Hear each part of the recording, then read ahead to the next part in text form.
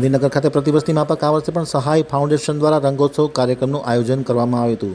ધારાસભ્ય રીટાબેન પટેલ સહિતના સમર્થકો એકબીજાને મુક્ત મને રંગ ઉડાડી રંગે રંગાયા હતા। હવે જોઈએ ગાંધીનગર આમતક ન્યૂઝ બ્યુરોનો એક વિસ્તૃત અહેવાલ।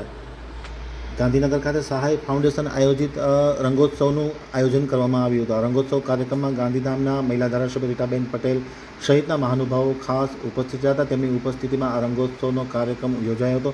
સહાય ફાઉન્ડેશન દ્વારા પ્રતિવર્ષની માફક આ વર્ષે પણ આ રંગોત્સવનું આયોજન કરવામાં આવ્યું હતું। મિત્ર પરિવાર અને સમર્થકો સાથે રહી ધૂળેટી પર્વની ભવ્ય ઉજવણી કરવામાં આવી હતી। સહાય ફાઉન્ડેશન દ્વારા પ્રતિવર્ષની માફક આ વર્ષે પણ ધૂળેટીનું પર્વનું જોરદાર આયોજન કરવામાં આવ્યું હતું। ડીજેના તાલ નાચગાન હર્ષોલ્લાસ સાથે સૌ એકબીજાને મુક્ત મને રંગે રંગી અને શુભકામના પાઠવવામાં આવી હતી। રીટાબેન પટેલના સમર્થકો પણ મોટી સંખ્યામાં આ રંગોત્સવ કાર્યક્રમમાં જોડાયા હતા। ખાસ કરીને આમતક ન્યૂઝ સાથેની વાતચીતમાં માહિતી આપતા રીટાબેન પટેલે જણાવ્યું હતું કે મહિલા ધારાસભ્યને 2 કરોડની વધારાની ગ્રાન્ટ આપવા બદલ મુખ્યમંત્રીનો આ તકે આભાર માન્યો હતો અને આ ગ્રાન્ટનો ઉપયોગ લોકોની સુખાકારી માટે વાપરવામાં આવશે તેવી પણ તેમણે જાહેરાત કરી હતી।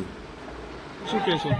હોળી અને ધૂળેટીના તહેવારમાં મારા કાર્યાલય ખાતે જ્યારે બધા કાર્યકર્તાઓની સાથે દર વર્ષની જેમ આ વખતે પણ હોળીનું આયોજન કરવામાં આવ્યું છે, ત્યારે બધા જ કાર્યકર્તાઓ સાથે મળીને આ સમગ્ર વર્ષના કોઈ પણ મતભેદને ભૂલીને રંગોથી રંગાઈ રહ્યા છે। હોળી અને ધૂળેટી એક એવા તહેવાર છે કે જે પરંપરાગત ઉજવણીની સાથે સાથે આધ્યાત્મિક મહત્વ પણ ધરાવે છે। આજના દિવસે લોકો પોતાના સારા સ્વાસ્થ્ય માટે પ્રાર્થના કરે છે અને પરિવારજનોની સાથે જે રૂટીન લાઈફ જીવતા હોય છે એમાં એક બ્રેક લઈને પરિવારજનો સાથે આજનો તહેવાર ઉજવે છે, ત્યારે સમગ્ર ગાંધીનગરજનને આજના દિવસની ખૂબ ખૂબ શુભેચ્છાઓ પાઠવું છું।